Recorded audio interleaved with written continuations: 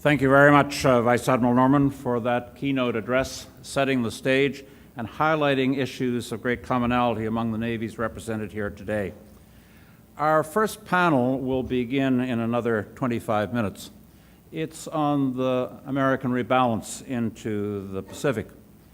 But before we embark on that formal panel, I'd like to welcome another speaker to the stage, and that's Lieutenant General Dan Leaf, USAF retired, who has been, since January of 2012, the director of the Asia-Pacific Center for Security Studies. As I mentioned in my earlier comments, this is one of the cutting-edge educational institutions in the U.S. military. It has a stellar record in terms of educating a vast array of up-and-coming senior officers, bureaucrats, civilians, and so forth about the realities of defense and security throughout the region. And it has the most astonishing alumni network stretching all the way from Southwest Asia to Latin America.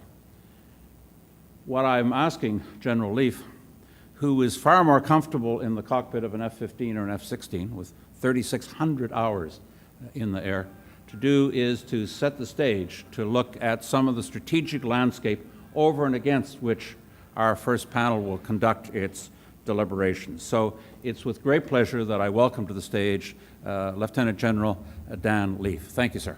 Thank you.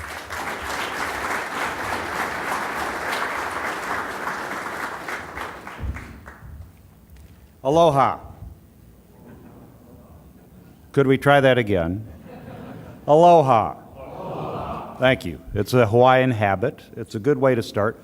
Aloha is a word that you cannot say and at the same time remain angry or irritated. So, not that you are, but it's a beautiful word. I thank you for the introduction and for the opportunity to partner with the Navy League and the Royal Canadian Navy. This is a long-standing and very important partnership for APCSS. So, as we say, mahalo. Excellencies, members of Parliament, Flag and General Officers, and other unindicted co-conspirators, good morning. Because that's kind of what we are in this gathering for the next 3 days. We're going to conspire to address difficult, thorny issues of maritime security challenges with, I hope, the ambition that we can actually get somewhere. And I believe that we can. I believe that the group that's gathered here can move the ball forward or advance, whatever the nautical term is. I am an airman. Advance our thinking to expand shared perspectives and priorities. And while not resolving differences, having a greater understanding of them. You've heard a little bit about APCSS. I've been honored to lead the organization since January of 2012, as was noted.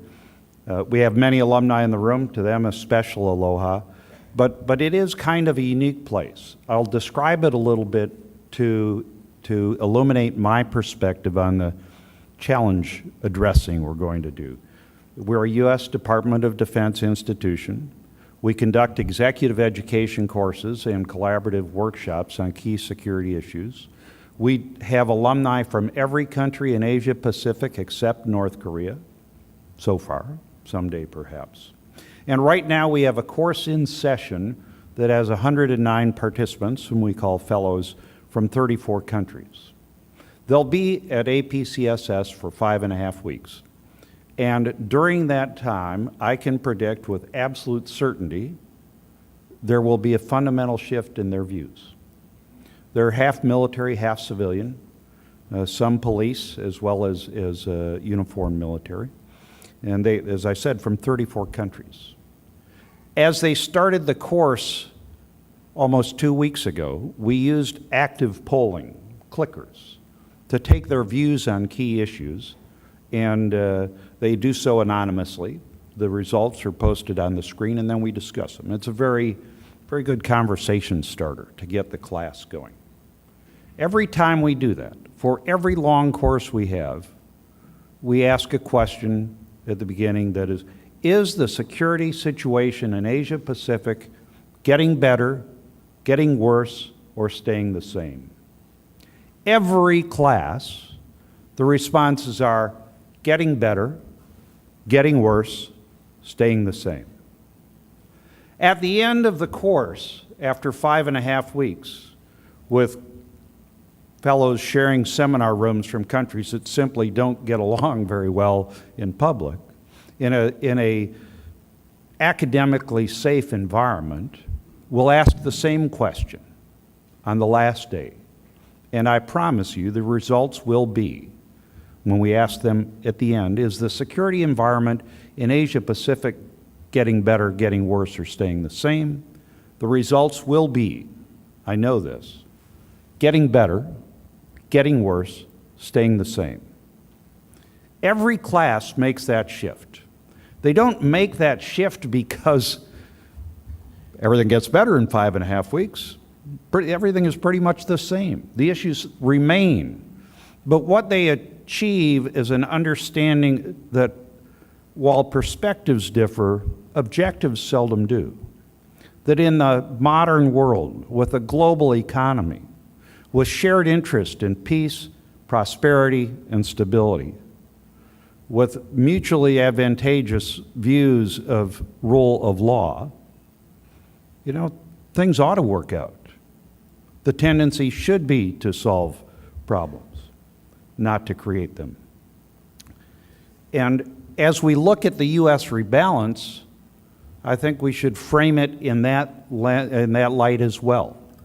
The strategic rebalance to Asia Pacific is often characterized by two key components, motivators, factors, whatever you'd like to call them. The first is the security side of it, risks. And the risk can be North Korea, it can be the territorial disputes from the East China Sea to the South China Sea, political instability in Thailand, terrorism throughout Southeast Asia and the risk that that presents. But those are legitimate reasons for a strategic rebalance. The second factor most often cited is the economic interest, because I had the opportunity, as an aside, to sit on the coast of the South China Sea on the Indonesian island of Bintan a few years ago and watch the ship traffic go by. And all you have to, that's all it takes. It was an epiphany for an airman to see the trade, the stream of incredibly large ships that go through there. The U.S. does rely on the economy of Asia Pacific, and in fact the world does. The economic future of the world is centered firmly in Asia Pacific. So security and economy are good reasons for the strategic rebalance, but there's a third one that's being overlooked or under-addressed. And that is, for those challenges, for the competing economic interests, despite them, when you look around this region, Asia Pacific, and I use a very broad definition, as Admiral Locklear sometimes says, from Hollywood to Bollywood and from polar bears to penguins, including the other PLA, Pacific Latin America, the entire Asia Pacific, when you look at it as a whole, things are going pretty darn well. There are 7 of the 10 largest armies, but nobody's fighting. Governance is broadly improving. Democracies have matured in Korea, in Indonesia. They're emerging, South Korea, just to be specific. They're emerging in places like Timor-Leste and Nepal. And overall, with ASEAN as a key component, governance and conflict resolution is advancing, not retreating. There are plenty of disagreements in this room amongst the countries represented, but nobody's fighting about them. They're being addressed peacefully. I believe that there is an emerging model of conflict resolution, of peace, prosperity, and security in Asia Pacific that sets it apart from most of the rest of the world. Part of the U.S. rebalance, in fact, part of all of our focus on Asia Pacific should be to promote that model, to insist upon it, and hopefully proliferate it more globally. And that's what I hope we'll do during the next 3 days as we address key maritime security challenges. and I'd change the title to Maritime Security Opportunities, to focus on solutions rather than problems. I'll offer 3 thoughts on what must be done to advance where we are on these challenges or opportunities. The first is the recognition, as you listen to the speakers, of others' perspectives and appreciation and respect for them is a key outcome at APCSS, and we have the opportunity to do that here. The differences we have of view are they're issues of perspective, not morality. And we should be able to find and focus on the common ground as opposed to the difference. In doing that, we should look to the future and where we are advancing in governance and conflict resolution in Asia Pacific. The key, where that's happening, I find a key differentiator, and that's the focus on the future. Not at the expense of the past, but in balance, the future has to be more important. And that sounds simplistic. I don't think it is. I think it's important to recognize that you do not honor your ancestors by mortgaging the future of your children and grandchildren. And past disputes have to be less important than the future, or you're not going to make progress. And that's especially true, and the third point I'll make is that this is a different world. This is a different world than it was 20 years ago, fundamentally. The era of zero-sum power is gone. And I don't think any nation has had more lessons in that than the United States over the last 2 decades.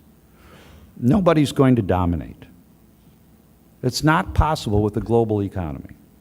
It's not possible with the broad mobility of populations and of armed forces. That doesn't mean there isn't a legitimate place for military power and deterrence.